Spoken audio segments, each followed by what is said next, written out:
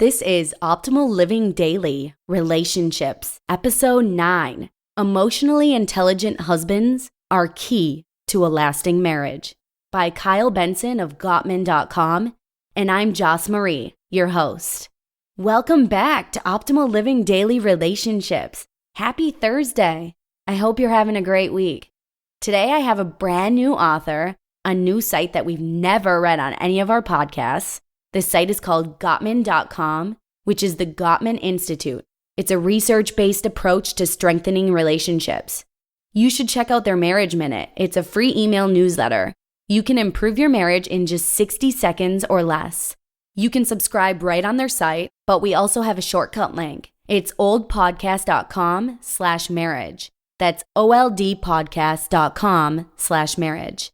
But for now, let's get this going and start optimizing your life. Emotionally Intelligent Husbands Are Key to a Lasting Marriage by Kyle Benson of Gottman.com. In a long-term study of 130 newlywed couples, Dr. John Gottman discovered that men who allow their wives to influence them have happier marriages and are less likely to divorce. This critical skill is not limited to heterosexual couples.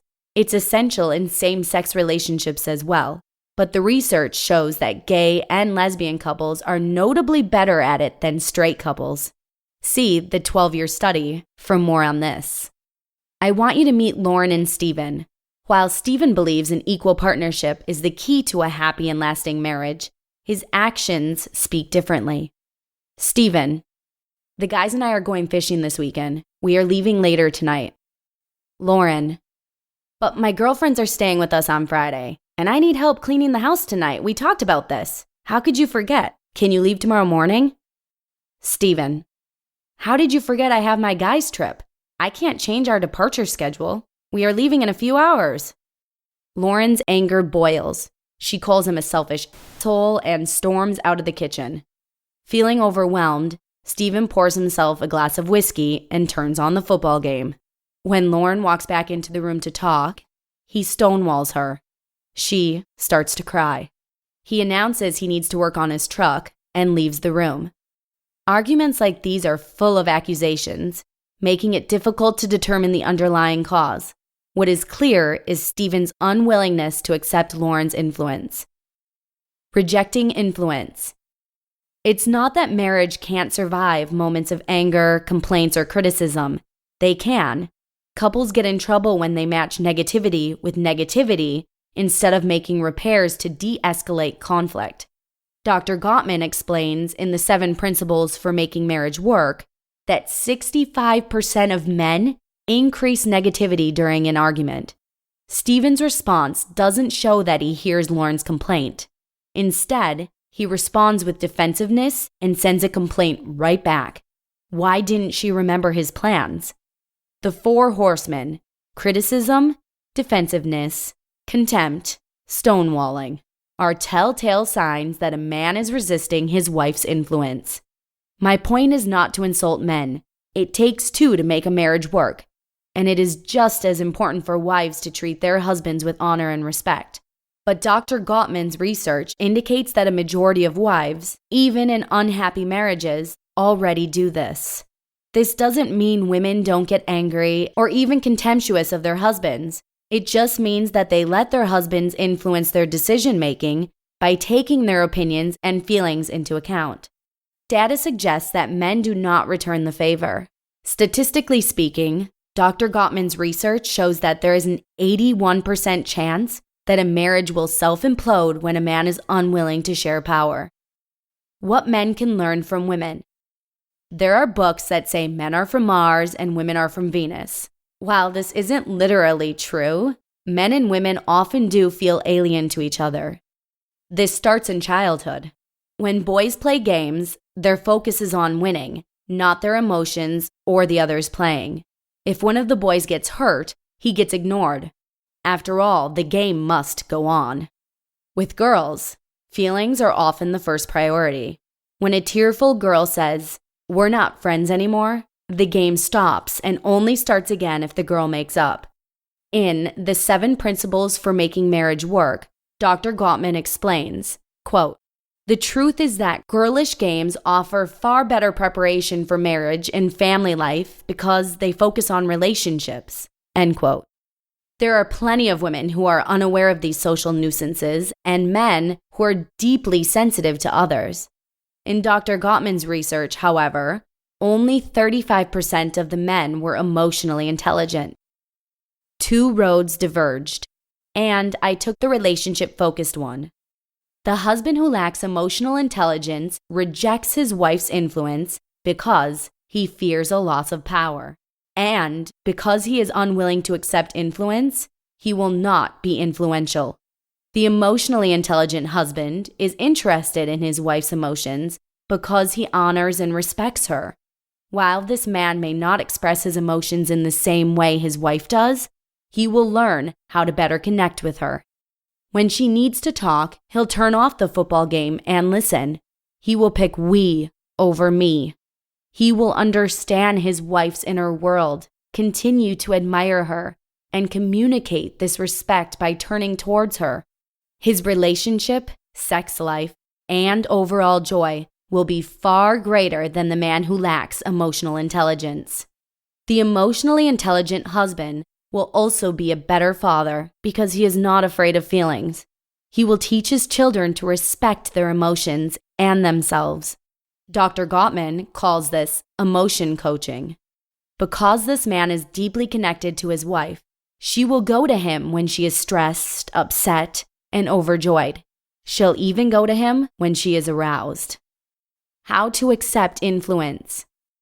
Dr. Gottman suspects men who resist their wives' influence do so without realizing it. Accepting influence is both a mindset and a skill cultivated by paying attention to your spouse every day.